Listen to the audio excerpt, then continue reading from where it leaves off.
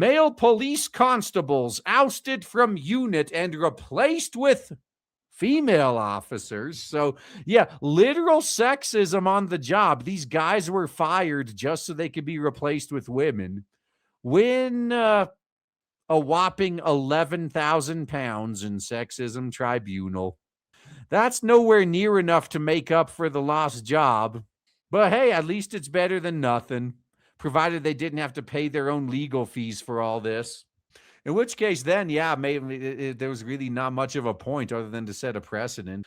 2 male police constables have won a combined payout of almost 23,000 pounds for sex discrimination after they were removed from their unit and replaced by female officers who could do strip searches on whammons. Oh, is that the truth behind this story? They just wanted some whammons on board just so they can strip search. Okay. PC Richard Ford and PC Lee Woodward loved the all-male unit that they worked in, an employment tribunal heard. Well, this is only fair. If women would be suing for something similar, it's fair that men get to do it too. However, Suffolk Constabulary Unit had to call in help from female officers on other teams whenever they had to carry out strip searches on women suspects. I mean, you got body cams. You could still do it and then and have proof that you didn't do anything shady.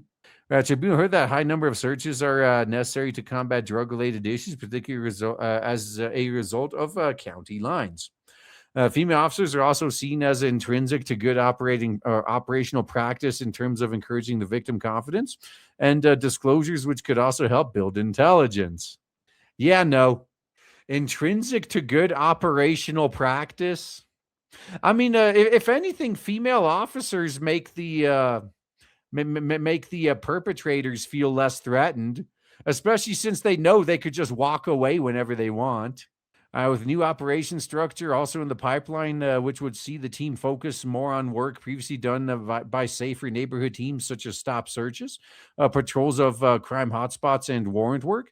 Bosses saw 2 volunteers to move out of the unit. And when nobody volunteers, they get voluntold. And I guess these 2 that are filing the lawsuit, they were the ones that were voluntold, huh? So although 2 colleagues were looking at roles in other departments, when those moves fell through, Ford and Woodward were selected to leave the team because they had been on the unit for a longer period of time than their colleagues. So they cost them the most money, huh? So the officers were replaced with female officers as part of the gender rebalance. How much you want to bet the effectiveness of the whole unit actually kind of went down? But despite acknowledging the force's legitimate aim in replacing the officers, an employment judge ruled the decision amounted to sex discrimination and awarded them each 11,483 pounds for injury to feelings. Are you going to file any sort of criminal charges against the sexists, though? Ford and Woodward also worked as constables within the Kestrel South unit based in Ipswich. The Kestrel team's purpose is to be highly visible unit tackling neighborhood crime, drugs, exploitation offenses, and antisocial behavior. So being a NEAT, like they're going to kick your door down? In October current year -3, the team consisted of a sergeant and 6 PCs. After a female PC left the team in autumn of current year -4, the detachment, which became permanent, and by the time applications for replacement closed in September current year -3, the team was all male. And they finally could not walk on eggshells all the time, unless there was some manginas on the team. A judge was told the Ipswich had a particular problem with male perpetrators, but the constabulary's ability to mount plainclothes operations to counter this was hampered by a lack of available female officers. How? It was decided that a greater focus needed to be on having female police officers. Superintendent Andrew Martin of South Area Command decided the best way forward was to aim for a 50-50 gender split in the unit. So you're gonna discriminate against the men who are more qualified. Yeah, got it. So after speaking with HR, because they're always right about everything, right? Superintendent Martin summarized the decision by saying the availability of female officers on the Kestrel team would ensure the team operated efficiently and independently of other core functions. PC Ford and Woodward were told the decision to move them in March of current year -2 at the end of a shift. They both raised grievances about the enforced transfer, but neither were upheld. Yeah, they were basically told, hey, we gave you an opportunity to volunteer, so now you're being voluntold. You have no choice. They later took the case to an employment tribunal held in Norwich, claiming they have been discriminated against because of their sex, which they technically were. Now, Ford claimed he thought his position was secure, and the decision left him with shock and bewilderment. He said he felt depressed by the decision. He had become distant from his wife, children, and parents. I have no idea how much of that is true, but generally in a case like this, your lawyers will basically tell you to play this all up. Woodward had passed his sergeant's exam and occasionally acted up as a sergeant while on the Kestrel team. The tribunal heard that his new role saw him permanently acting up as a sergeant and therefore received a permanent enhanced rate of pay. But this was not what he sought. So now he got even more money through this payout.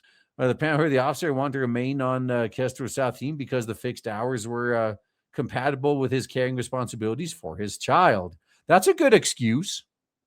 I could see that.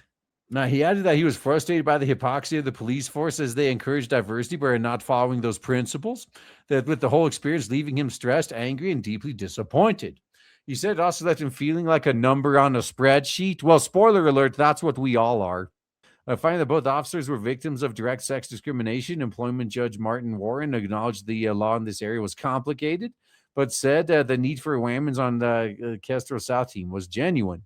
Difficulty is it's not a requirement that constables on the Kestrel South team should be whammons. It is that some of them should be. Superintendent Martin acknowledged that when one analyzed the duties of a PC on the Kestrel South team, they could all be undertaken by men. So what was the need for the women again? Like, if after the fact you literally admit, like, well, we didn't really need them after all. This could all have been done by men. Whammons who have to be strip searched can be taken to the custody suite where female officers would be available. This is not an occupational requirement that to be a constable on the Kestrel South team, one must be a whammons. It is just the Suffolk Constabulary that needed two whammons on a team, and that is not the same. No, they didn't need it. They wanted it. Come on, guys. I mean, I learned this when I was in elementary school, the difference between a need and a want.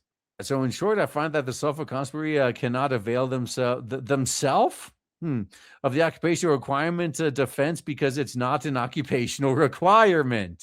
This right here is the real reason that they lost their case. I mean, not the two guys, obviously, but the department. I think they were trying to claim that, oh, yeah, I mean, it's part of the job. We needed to have women there. And then the guys were able to prove, actually, no, all of that work could be done by men. I recommend that Suffolk Constabulary give an apology to two officers, adding the state of the law in situations like this. Like this is, in my view, that the gender balance of the team can be addressed in recruitment and positive action, but not by transferring people out of the team or replace them with the opposite sex.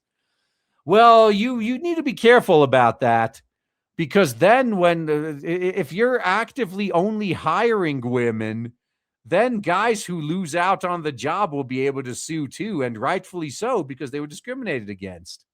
Oh, what if this is like the Space Marine case? The squad was the cool squad and the whammons wanted to be in this specific one? It's a good question.